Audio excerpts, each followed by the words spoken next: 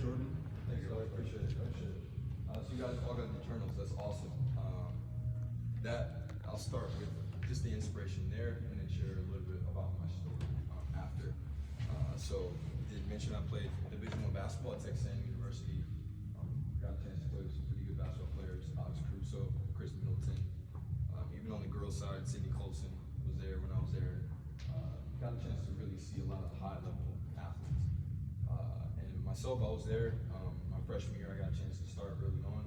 Sophomore year, I actually went down, didn't play. And my junior year and my senior year, I was the captain of the team. The biggest difference between my freshman year, we had expectations to win the Big 12 championship that year. We were preseason ranked #1. As soon as I signed my letter of intent, our college coach actually went to go and coach for Maryland. And so I was being recruited by a guy. He left. I still stayed with my commitment and actually went to go play for A&M. That started the trend of, let's say, dealing with failure or regret or betrayal. So you go into college, you go into your high school with these expectations, you're thinking you're gonna make these things happen, just like Ryan was saying in the other room, when really no one prepares you to deal with failure. So the inspiration behind the whole athlete and the whole athlete journal in specific is to help you manage and actually have a tangible resource to process the good times and the bad times. And for me, I didn't necessarily pick up journaling until my junior year of college. So my freshman year, we were predicted to win the Big 12. We ended up winning like 3 games that year in the Big 12. Terrible. Chris Middleton blew out his knee. I had to start in place of him. And all the other players, we all just kind of sunk because no one really knew how to play for this new coach. It was just a big transition. That started the failure there. Summer of my freshman year going into sophomore year, man, this is my big summer. I was already, predicted to, have a standout year. I'm training, and this guy up the road named Alex Caruso came and took my spot, and I had to actually play behind him that year. And he knows Alex really well. He's one of the most talented, just keen and smart basketball players you'll ever see in your life. That's why he's in the NBA today, collecting checks, because he knows the game. And so I got humbled my sophomore year, and I didn't know how to deal with that. When you come up in high school, all-time leading scorer in high school, Ball's Life All-American, flew everywhere, got recruited by everybody. That's the story, right? But no one teaches you how to actually process not achieving your goals, because that's most of the time in basketball, the best shooters, Stephen Curry's shooting percentage is in the 50%. So half the time he's missing, right? So the good games, he's shooting 60%. It's really good, amazing. He's still missing 40. So how do you keep your confidence when coaches are here watching you do drills, watching you play, and you miss a shot? How do you keep your confidence? How do you keep your confidence if you have a bad game in high school, where the crosstown rival, let's say the opposite of Ryan, you come home after a recruiting trip, you're tired, and you have a bad game. How do you process that? And so inventing the whole athlete journal is the method of preparing, performing, and reflecting. And before you do all that, in the beginning of the journal, you actually set a foundation of belief for yourself. So one thing my dad always taught me, my dad's over there, he took me to every basketball camp, growing up. He trained me, he taught me everything I know about the game. And one thing he instilled in me when I was super young was what I thought and believed about myself. So you have to be the determiner of that. And when someone calls you out of that, that's not who you are.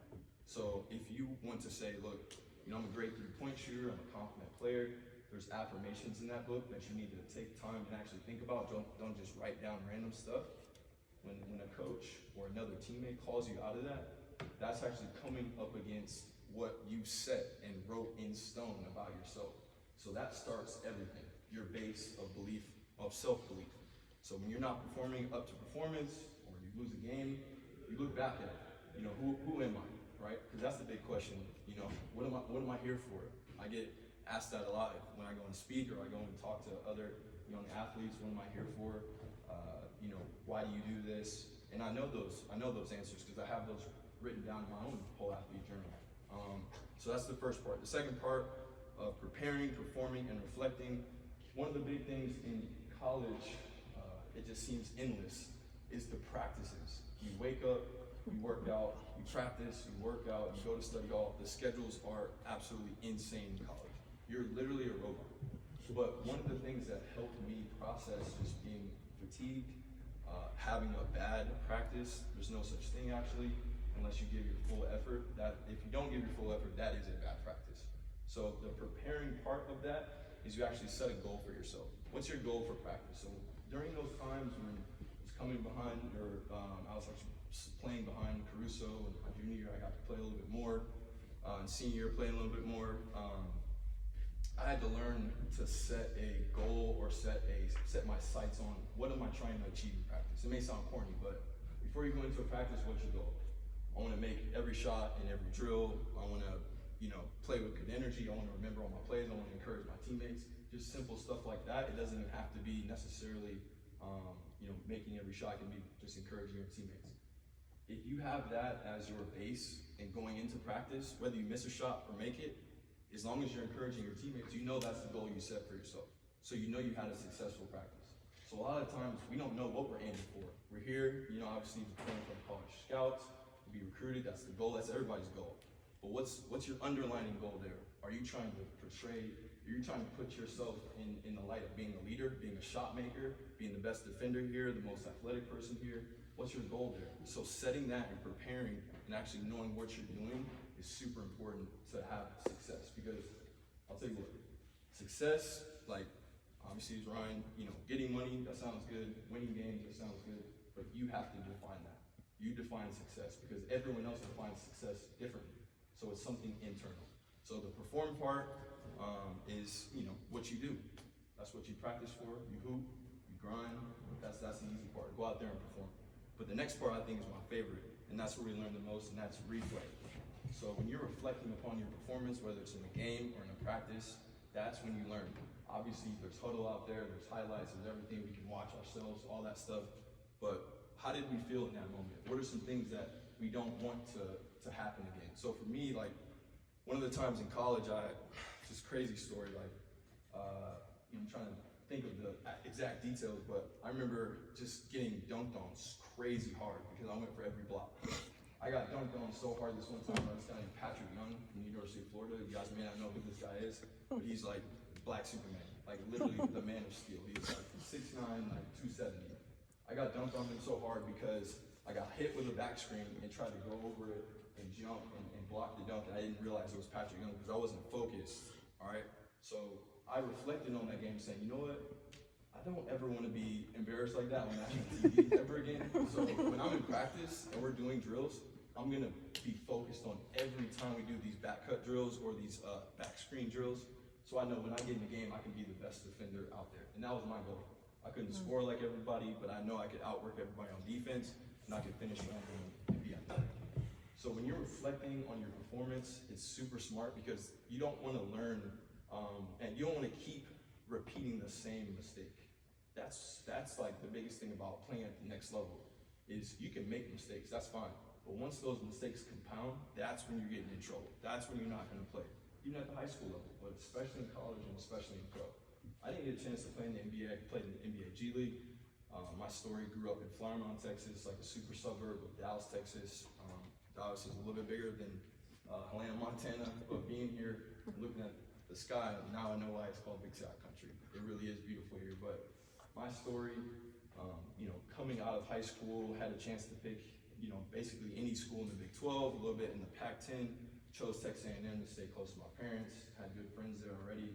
But after school, my senior year, I had this goal, like we always talk about, or I just talked about setting goals. I had this goal of playing in the NCAA tournament. I was like, we gotta go. We hadn't been in my last 3 years, it's embarrassing, we gotta go. And some things happened. I was the captain, we didn't make it. People got hurt, we were like 1 or 2 games away, we were ranked that whole year. One of the biggest failures I experienced that year, I think I averaged like maybe 30 plus minutes my senior year. We played University of Kentucky on CBS. I don't know if you guys ever heard of Devin Booker before, or Carl Anthony Towns, any of those guys. We played that team, right? They were undefeated, and we took them into triple overtime. How many minutes did I play that game? I played like 6 minutes. So I started the game for 3 minutes, then at halftime I came in for 3 minutes, and I didn't know why I didn't get a chance to play. later on, I realized that, just like Ryan said, life is not fair. Some things are out of your control. So when you're a quote unquote good guy or a good girl and you're, one of the leaders on the team and you're not gonna bring up a bunch of fuss, sometimes that can be used against you. And so what happened was on a recruiting trip, the freshman on that team actually was promised a certain amount of minutes for that game. And the coach knew, I can't take out Caruso, I can't take out these other guys, but I know Jordan's a good guy, he's not gonna raise a lot of fuss, let's just use him.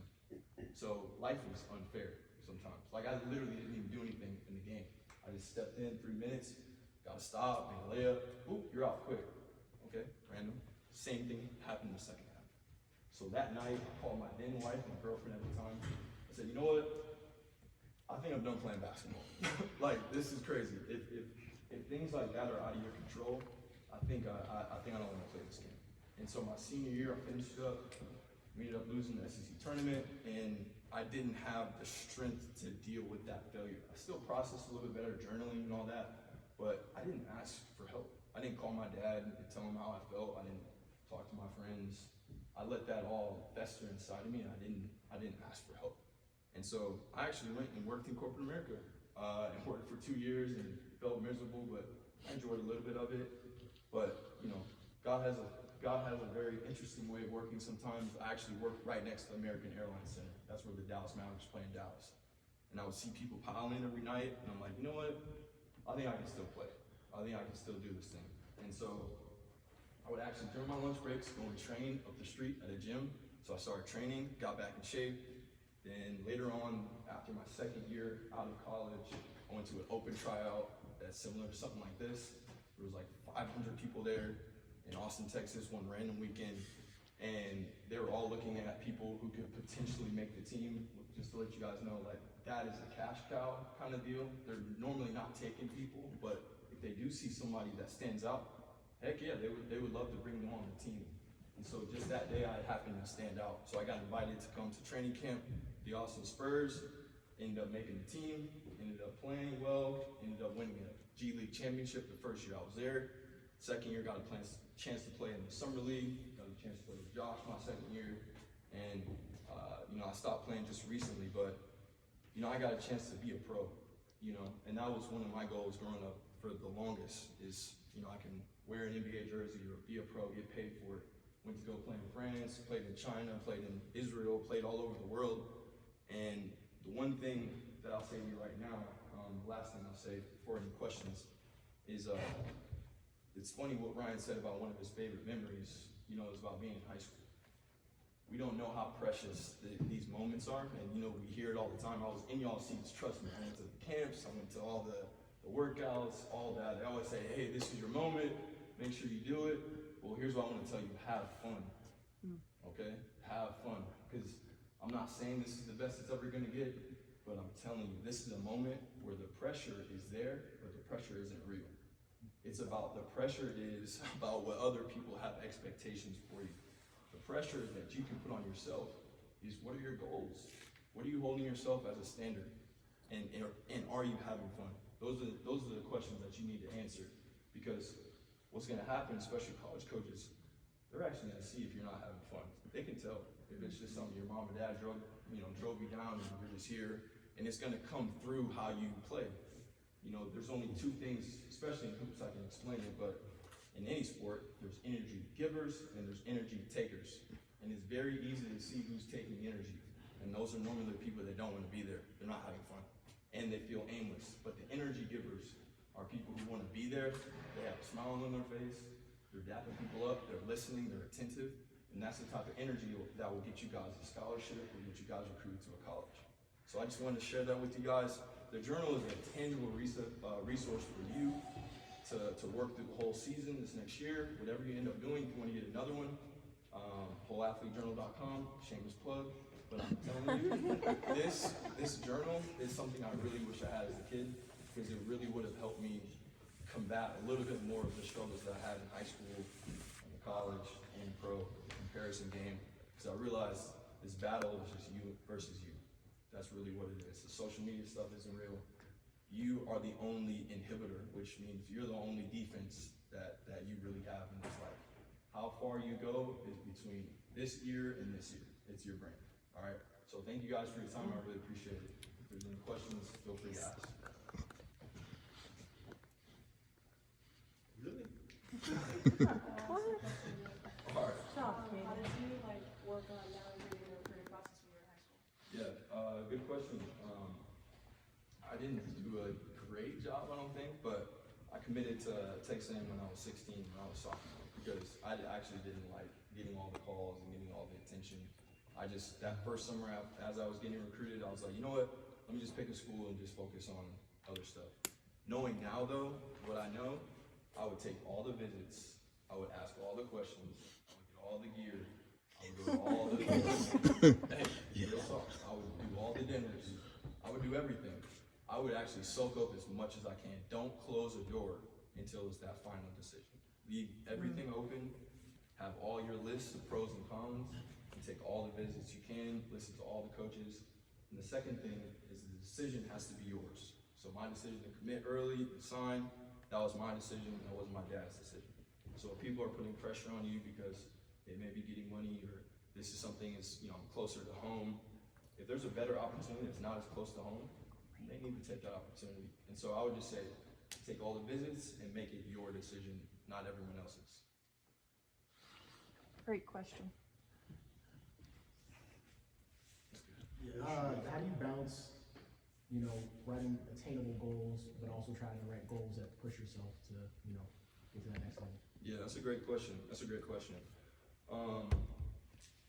think how I would answer that. That's a good question. You definitely want to call yourself higher always, but you also want to live in reality. I want to make 100 threes this game. Come on. All right. But I would focus more on pushing yourself in practice and setting crazy goals in practice. Like I want to work out, 5 days in a row, rather than going into a game and saying I want to score 40. I would focus on setting goals in practice, and then letting the game, when you set those goals, let those be a little bit more realistic. That way when you knock them out, so say, hey, I want to go in this game, I want to have 5 rebounds, I want to have 5 assists, I want to have 10 points. As soon as you get that goal, what's going to happen? It was 6 assists, 7 rebounds, 12 points. I would make my game goals a little bit more realistic, but my practice goals, I would reach for the sky. I want to shoot 1,000 jump shots a day.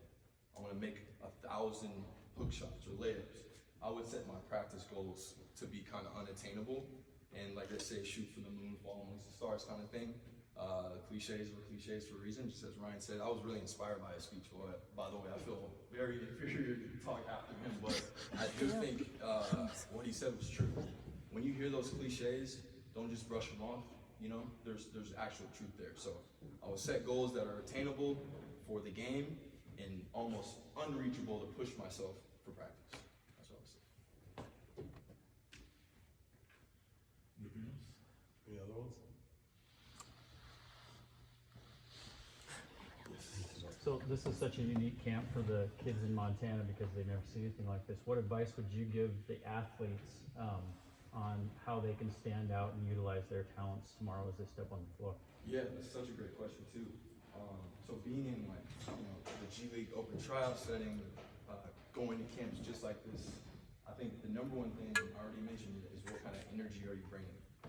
Not the fake, rah-rah, not the screaming, but are you playing with joy? You really can tell as a coach and a scout. And that joy is, whether you miss it or make a shot, my head is still up. That joy is, nodding when someone's saying something. That joy is hustling back, after a missed shot, or getting to the back of the line quick, or making my moves very crisp. It's those little things that actually make you stand out, because everyone here should be able to make a left-hand layup. Everyone here should be able to make a pull-up jump shot. Coaches aren't looking for that. They're looking for something that they can add to their team that will make their team better, and they want energy givers. That would be the first thing. And the second thing is to showcase your skills and be confident. Do what you do. Don't think that you have to do something that will impress the coaches. Do what you do best. I actually grew up with this guy in Dallas. I don't know if you heard of him, but Marcus Smart with the Boston Celtics. That was one of my childhood friends. What does he do well in the basketball court? Anybody want to raise their hand and say, what does he do well? Defense. Yeah. So growing up, he did defense really well. He he didn't necessarily was the greatest shooter. He wasn't the most athletic. He wasn't the best ball handler.